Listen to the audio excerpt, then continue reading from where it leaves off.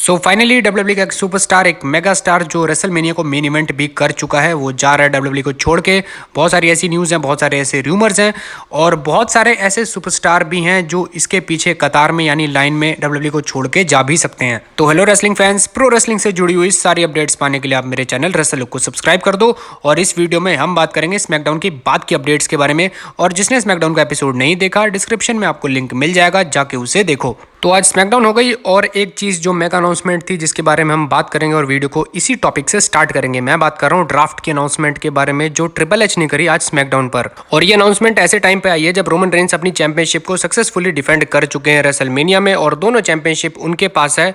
तो इस ड्राफ्ट से एक अपॉर्चुनिटी खुलती है कि कभी ना कभी टाइटल स्प्लिट हो सकते हैं। प्लान ए प्लान बी क्या है डब्ल्यूडब्ल्यूई का वो भी बताता हूँ, लेकिन सबसे पहले ये जान लो कि आखिर ड्राफ्ट होने कब वाला है। तो ट्रिपल एच ने अपनी अनाउंसमेंट में वर्ड यूज़ किया था कपल ऑफ वीक्स, लेकिन जो मेरे हिसाब से जितनी मेरे को समझ आ रही है, फिर रूमर्स की बात चल रही है, उनके अकॉर्डिंग ड्राफ्ट होने वाला है बैकलैश के तुरंत बाद मंडे नाइट रॉ पे और उसकी अगली जो स्मैकडाउन होगी वहां पे। और लगे हाथ ये भी जान लो कि डब्ल्यूडब्ल्यूई का प्लान ए और प्लान बी क्या है। तो वेल, प्लान ये है डब्ल्यूडब्ल्यूई का कि टाइटल स्प्लिट किया जाए और ड्राफ्ट एक ऐसा मौका होगा जहां पे रॉ अपनी चैंपियनशिप को क्लेम कर सकता है कि हमें हमारे ब्रांड पे चैंपियनशिप चाहिए, किसी भी हालत में चाहिए। नेटवर्क भी क्लेम कर सकता है कि हमें चैंपियनशिप चाहिए।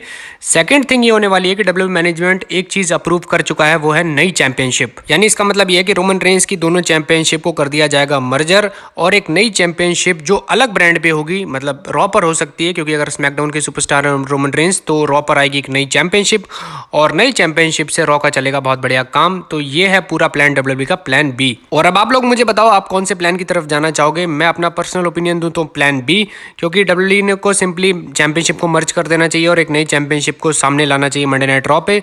बिकॉज अगर आप चैंपियनशिप रोमन रेंस से एक ले लोगे तो क्रेडिबिलिटी काफ़ी डाउन होगी, थोड़ा डिप्लोमेटिक होने के बावजूद भी क्रेडिबिलिटी काफ़ी डाउन होगी रोमन रेंस की। तो plan B is a good option मेरे हिसाब से। और रोमन रेंस के रिगार्डिंग भी एक रिपोर्ट आपको बता देता हूँ। वैसे मैंने ये चीज़ पहले ही प्रिडिक्ट कर दी थी, पिछली वीडियो जाके देख लो, आपको पता चल जाएगा कि मैं झूठ नहीं बोलता हूँ। तो रूमर्स के हिसाब से या फिर रिपोर्ट्स के हिसाब से रोमन रेंस इस समय जा चुके हैं एक लंबी छुट्टी पर। एटलीस्ट वो बैकलैश के बाद ही आपको नजर आएंगे। अब तो जो प्लान्स फिलहाल नजर आ रहे थे कि बैकलैश जो कि होने वाली है पोर्टोरिको में, उससे पहले जो स्मैकडाउन का एपिसोड होगा वो भी पोर्टोरिको में ही होने वाला था। उन दोनों शोज के लिए रोमन रेंस को पहले तो मतलब एडवर्टाइज नहीं, लेकिन हाँ ठीक ठाक उनकी खबरें थी कि रोमन रेंस वहाँ पे शेड्यूल्ड हैं और आएंगे। बट फिलहाल की सिचुएशन के हिसाब से रोमन रेंस नहीं आने वाले हैं और छुट्टी पर हैं फिलहाल वो। और एक यही रीजन है जिसकी वजह से मैं चाहता हूँ रोमन रेंस के हाथ से एटलीस्ट एक चैंपियनशिप निकल जाए, क्योंकि मुझे एक चैंपियन को तो रोज शो पर देखना ही देखना है, मतलब हर हफ्ते देखना है। और मेरे हिसाब से Seth Rollins is a good option for WWE championship at Raw. Next thing की बात करते हैं।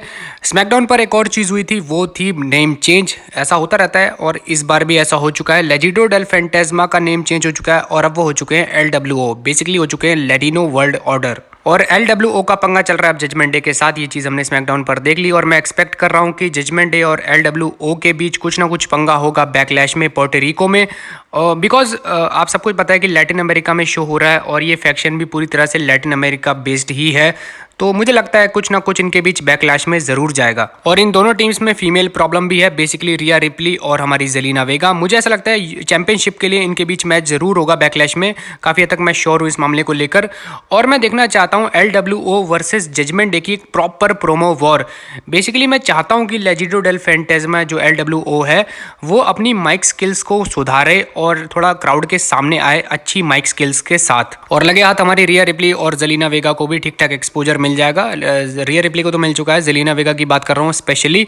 जेलिना वेगा बहुत सालों से ट्राई कर रही हैं, फाइनली उनको एक फेस टर्न मिला है और इसमें ही उनको अच्छा एक्सपोजर और माइक स्किल्स और सारी सब कुछ बढ़िया करना पड़ेगा, तभी जाके वो एक अच्छी फीमेल रेसलर कहलाएंगी। और अब बात करते हैं मेन इवेंट में। मेन इवेंट में जो कुछ भी हुआ काफ़ी ज़्यादा इंटरेस्टिंग था। जे उसो ने अपने ब्रदर सोलो सिकोआ का हैंड रोक दिया जब वो समोन स्पाइक लगा रहे थे हमारे सैमी ज़ेन को। और एक बैकस्टेज सेगमेंट भी था जो काफ़ी इंटरेस्टिंग था, जब पॉल हेमन सोलो सिकोआ को ये कहते हैं कि अगर जे उसो सैमी ज़ेन की प्रॉब्लम को सॉल्व नहीं करता तो तुम्हें सारी प्रॉब्लम्स को सॉल्व करना पड़ेगा। तो पॉल हेमन कहीं ना कहीं सोलो सिकोआ को भड़का रहे हैं, अपने ब्रदर उसोस के खिलाफ उनको मैनिपुलेट कर रहे हैं।